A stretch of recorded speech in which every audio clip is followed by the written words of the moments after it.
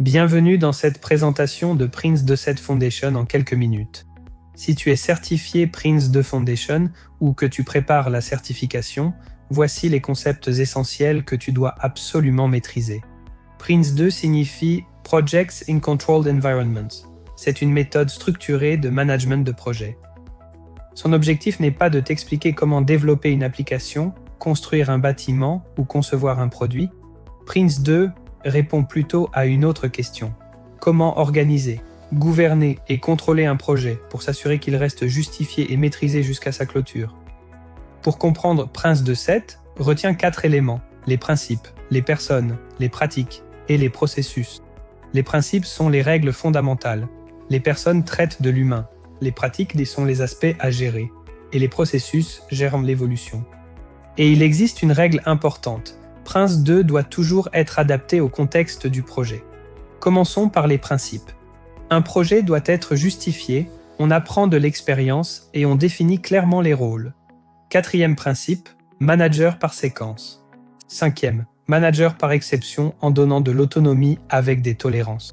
On se focalise sur les produits avant le travail. Et enfin, on adapte la méthode à la taille du projet. Prenons un exemple de management par exception. Une séquence de 10 semaines avec une tolérance d'1 semaine. Si on prévoit 13 semaines, on dépasse la tolérance. Il faut alors escalader la situation au niveau supérieur sans attendre. Les tolérances concernent 7 cibles de performance.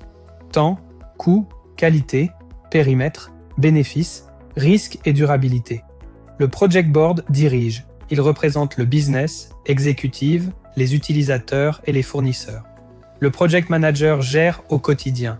Les Team Managers organisent la réalisation. Le Board dirige, le PM gère, les équipes réalisent. Le Business Case répond au pourquoi, organizing au qui, et les plans au quoi, comment et quand. Quality pour le niveau de qualité, risque pour l'incertain, issue pour les modifications, et progress pour le suivi. On définit le résultat avant de planifier le travail. C'est la focalisation sur les produits, qualité, puis activité, puis ressources.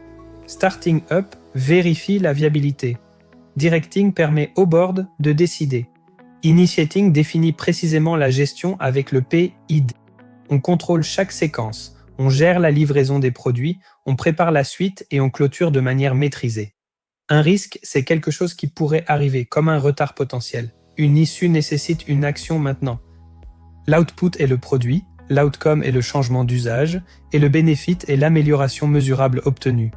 Le project manager confie le travail via des work packages. Il autorise et contrôle, tandis que l'équipe réalise et livre. Prince2 est compatible avec Agile. Il fournit le cadre de gouvernance, tandis que Scrum organise la réalisation incrémentale.